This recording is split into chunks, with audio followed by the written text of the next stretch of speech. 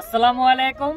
আপনারা সব সময় এই মানুষটার ভিডিও দেখেন, এই মানুষটার ভিডিও দেখে আপনারা অনেক অজানা তথ্য আপনারা বুঝতে পারেন, শিখতে পারেন। আজকে আপনাদেরকে অনেক অজানা তথ্য আমি ভাইয়ের কাছ থেকে জানবো। আমি বাঞ্ছারামপুরের ভিতরে অনেক টিপি আছে, সবগুলারই আমি আসলে ফলো করি, সবগুলা ভিডিওই দেখি, ভালো লাগে। তো আমার ভাই সামাজিক যোগাযোগ মাধ্যমে বেশ ভাইরাল একজন মানুষ। উনি সামাজিক যোগাযোগ মাধ্যমে আপনাদের অনেক প্রতিবাদ, সমাজের অনেক ভালো কাজ, মন্দ কাজ সবকিছু আসলে তুলে ধরে। তা আমাদের এই ব্রাহ্মণবাড়িয়ার যে প্রকৃতিটা আছে এটা কিন্তু ভাই খুব সুন্দরভাবে তুলে ধরতে পারে। তো আমার খুব ইচ্ছা ছিল যে ভাইয়ের সাথে একদিন আমি মিট করব, ভাইয়ের ব্যক্তিগত বিষয়ে আমি অনেক অজানা তথ্য আপনাদেরকে জানাবো। তো আজকে যেহেতু সেই সৌভাগ্যটা আমার হয়েছে, তো ভাইয়ের কাছে প্রথমে জানতে চাইবো যে আপনি কিন্তু চাইলে ভালো একটা জব করতে পারতেন, একটা চাকরি করতে পারতেন, অনেক কিছু করতে পারতেন। সব কিছু বাদ দিয়ে ব্লগ ভিডিও করেন, গ্রাম অঞ্চলের যে দৃশ্যগুলো আছে এগুলো তুলে ধরেন। আসলে এটা কি আপনার ব্যক্তিগত কোনো নেশা, নাকি এমনিতে যে আনন্দ করি জাস্ট এইভাবেই আপনি এটা উপস্থাপন করেন? সাদ্দাম খুব দারুণ একটা প্রশ্ন করছে। এই প্রশ্নটা কিন্তু আসলে আপনাদের প্রশ্ন যে মামুন ভাই কেন এগুলা করছে। তো আমি মাঝখানে প্রবাসে ছিলাম, গ্রীসে ছিলাম। গ্রীস থেকে ফেরত আসি দেশে। ফেরত আসার পর ওই সময় একটু বেকারত্বের মধ্যে পড়ে যাই। তো ছোটোখাটো ব্যবসা হিসাবে আমি খাঁচায় মাছ চাষ শুরু করি। তো আসলে ছোটো থেকে আমি প্রকৃতি ভালোবাসতাম। পরে আমার হাতে মোবাইল ছিল এবং মাঝে মধ্যে ভিডিও করতাম। তো ভিডিও করতে করতে আমার একটা শখ আসলো যে এই চিত্রগুলো তো আসলে মিডিয়ার মধ্যে দেওয়া যায়।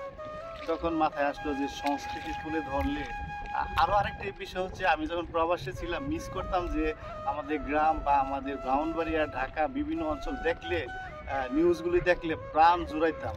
যখন প্রবাসে ছিলাম, প্রবাসীদের ভাষাটা বলছি, তখন থেকে মনে মনে একটা উদ্বেগ ছিল যে দেশে গিয়ে যদি কোনো সময় সুযোগ আসে তখন আমি দেশের ঐতিহ্য আমি সারা বিশ্বের মাঝে তুলে ধরবো এবং খুদে খুদেভাবে চেষ্টা করতে থাকি।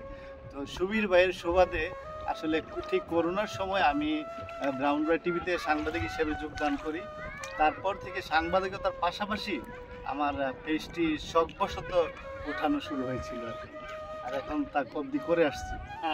আমার দেখা দেখি আরো অনেকেরই একটা প্রশ্ন যে ভাই আপনি যখন এই ভিডিওগুলো করেন, আমি যখন দেখতাম যে আমাদের ব্রাহ্মণবাড়িয়ার আমাদের একজন বড় ভাই যে কিনা এখন বেশ পরিচিত, তো মানুষ যে আপনাকে এত ভালোবাসা দেয়, মানুষ যে আপনার এই ভিডিওগুলো পছন্দ করে, এই ভিডিওগুলো দেখে, আসলে আপনার অনুভূতিটা কিরকম লাগে?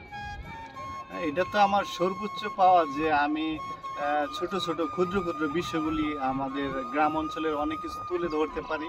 ঐতিহ্য সংস্কৃতি দেখে যখন আমাকে হাই হ্যালো দেয় তখন আসলে কি বলবো যে এতটা প্রেম, এতটা তাদের অনুভূতি আসে যে সত্যি আসলে টাকা পয়সা দিয়ে এই আনন্দ কেনার মতো না। এটা আমার সর্বোচ্চ পাওয়া যে সবাই হাই হ্যালো দেয়, এটা অনেক বড়। অনেকের একটা প্রশ্ন থাকে যে আপনি কি আসলে এটা কি মানুষকে দেখাতে চান প্রকৃতি সম্পর্কে, নাকি এখান থেকে কিছু টাকা ইনকাম করার একটা ব্যাপার স্যাপার আছে? কোন দিকটা আসলে আপনার লক্ষ্য? আসলে আমি লক্ষ্যটা ছিল শখ হিসাবে করা। তো দেখলাম যে আসলে যখন আমার পেজটা বড় হয়, ভিডিও কিছু ভাইরাল হতে থাকে, তখন আর্নিংয়ের যেহেতু ওয়ে আছে ফেসবুকে, তো আমার আসতে শুরু হয়। তখন আরেকটু উৎসাহিত হই যে যেহেতু টুকটাক আর্নিং আসে, তো তখন থেকে আসলে লেগে যায়। প্রথম শখ ছিল, এখন ইনশাল্লাহ টুকটাক আর্নিংও করি। তো আপনার আসলে মূলত প্রথম আসলে শর্ট জিনিসটাই ছিল। তো এই যে ভিডিও করেন, বিভিন্ন গ্রাম অঞ্চল তুলে ধরেন, মানুষের ভালোবাসা পান, সব কিছু মিলে এখন ব্যক্তি মামুন কেমন আছে? ব্যক্তি মামুনটা সুন্দর একটা আসলে খুব গভীর প্রশ্ন করছে। ব্যক্তি মানুষটা আসলে আমি নিজে থেকে অনেক শৌখিনতা বোধ করি, কারণ নিজের মধ্যে নিজের শান্তি খুঁজে পাই। আর সামাজিকভাবে সবার সাথে মিলেমিশে চলার চেষ্টা করি। আর আর্থিকভাবে যে আমি তো ছোটোখাটো ছোট একটা ব্যবসা ছিল, একটু লোকসান হয়ে গেছে, তারপরেও আমি এগুলি কেটে উঠতে পারি। আমার সাহস আছে বিদায় এবং আল্লাহর উপরে সব ভরসা রাখি এবং সব মিলাইয়া আলহামদুলিল্লাহ সবার দয়ায় ভালো আছি। আমাদের পুরো বাঞ্ছারামপুরে শুধু না, আমাদের পুরো ব্রাহ্মণবাড়িয়ার মধ্যে আপনি একটা পরিচিত লোক। তো সবাই জানে যে মামুন ভাই খুব সুন্দর সুন্দর ভিডিও করে, মানুষের সত্য জিনিসটা তুলে ধরে, বাস্তব জিনিসটা আসলে সবার সামনে নিয়ে আসে। তো তারা অনেকেই জানতে চায় যে আসলে ব্যক্তিগত মামুন যেই ভিডিও ব্লগ ভিডিও করে, এটাই কি তার পেশা, নাকি তাছাড়াও একটা ব্যবসা আছে, বা আপনি চলেন কিভাবে? এটা আসলে অনেকের একটা প্রশ্ন থাকে, তাদের উদ্দেশ্যে কি বলবেন? রাইট, আসলে এখন যেহেতু একেবারে লেগে আছে মিডিয়ার সাথে, আমার দুই তিনটি চ্যানেল আছে, গানের চ্যানেল আছে, এটা অনেকে জানে না, এরপর ব্লগ আছে, সব মিলে টুকটাক আসে যা সামাজিকভাবে চলতে পারি সবার দোয়া। এটুকুই। এই সোশ্যাল মিডিয়ার ইনকাম ছাড়া পার্সোনালি কোনো ইনকাম আছে কিনা, যেটা দিয়ে আপনি আসলে ভবিষ্যৎ নিয়ে অনেক কিছু ভাবতেছেন বা করতেছেন? অনেকেরই জানার ইচ্ছা যে আসলে মামুন চলে কিভাবে, বা তার যে আর্থিক একটা সংসারের প্রয়োজন, অনেক টাকা পয়সার দরকার, সব কিছু মিলে আসলে আপনার অন্য কোনো ইনকাম আছে কিনা যেটা দিয়ে আপনার পরিবার বা সামনে ভবিষ্যতে ভালো কিছু করতেছেন? সুন্দর কথা, এটা সবার জন্য আপডেটপূর্ণ একটি কথা আছে। মিডিয়ায় কাজ করে সবাই আসলে স্বাবলম্বী হওয়া সম্ভব না, তাই আমার পেছনে ছোট ব্যবসা ছিল, সবাই জানে, তো এটা ক্ষতিগ্রস্ত হয়েছে। কিন্তু এখন আমি আবার আমার প্ল্যান আছে যে পাশাপাশি ভালো একটা ছোটোখাটো ব্যবসা বা অন্য কোনো কিছু করতে হবে, সাথে রাখলে আর মিডিয়া সব মিলিয়ে ভালো চলা যায়, এই থিংটা আমার আছে। কিন্তু একেবারে মিডিয়া নিয়ে চলাটা বড় মুশকিল কম্পিটিশন যুগে, আমি বলবো। তো অনেকে কিন্তু মামুন ভাইকে ফলো করে, পছন্দ করে, তো অনেকেই চায় যে আমরা মামুন ভাইয়ের মতো হতে চাই, আমরা মামুন ভাইয়ের মতো সুন্দর সুন্দর ভিডিও করতে চাই, অনেকে ব্লগ ভিডিও করতে চায়, ওইখান থেকে কিছু টাকা ইনকাম করতে চায়। এরকম যদি আসলে কেউ করে থাকে তাহলে তাদের উদ্দেশ্যে কি বলবেন? এরকম এক নম্বর উদাহরণ হচ্ছে আমাদের ব্রাহ্মণবাড়িয়ার মধ্যে ব্রাহ্মণবাড়ির সন্তান জ্যোতির মা, আসলে তার একটা প্রতিভা আছে, সেই প্রতিভা দিয়ে ওঠা সম্ভব হয়েছে। এবং যাদের যে নিখুঁত প্রতিভা আছে এইগুলি নিয়ে যদি মিডিয়ার মধ্যে কাজ করে এবং খুব গুরুত্ব দিয়ে মানে পেশা হিসেবে নিয়ে, তবে কিছু করা সম্ভব।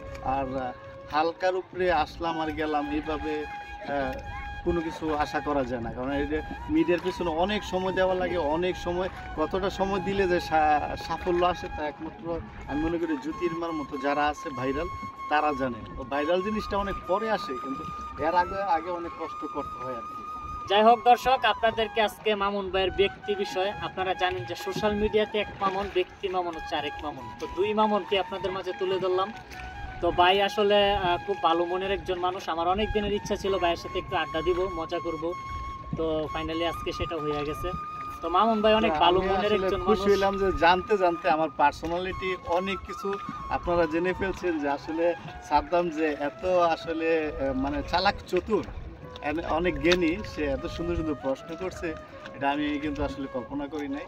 সব মিলিয়ে সাদ্দামের জন্য, আমার জন্য, আমরা যারা আসলে আছি ভালো দিক নির্দেশনা নিয়ে কাজ করি, আমাদের জন্য সবাই দোয়া করবে, কারণ আপনাদের দোয়া পেলে কিন্তু আমাদের টিকে থাকা সম্ভব, এবং বাংলাদেশকে নিয়ে আমরা গর্ব করার জন্য, কিছু করার জন্য আমরা চেষ্টা করি। যাই হোক, সবাই আমাদের জন্য দোয়া করবেন, মামুন ভাইয়ের জন্য দোয়া করবেন। তো আমরা আসলে চেষ্টা করছি মামুন ভাইয়ের খুঁটিনাটি যে বিষয়গুলো আছে ওইগুলো একটু তুলে ধরার জন্য। তো আগামীতে মামুন ভাই আপনাদের মাঝে ভালো ভালো ভিডিও নিয়ে আসবে, এবং মামুন ভাইয়ের যে জনপ্রিয়তা আছে সেটা আরো দ্বিগুণ বাড়তে থাকবে। সে পর্যন্ত সবাই ভালো থাকবেন, সুস্থ থাকবেন। আজকের মতো এখানে বিদায় নিচ্ছি। আল্লাহ হাফিজ। খুদা হাফিজ, সবাই ভালো থাকবেন।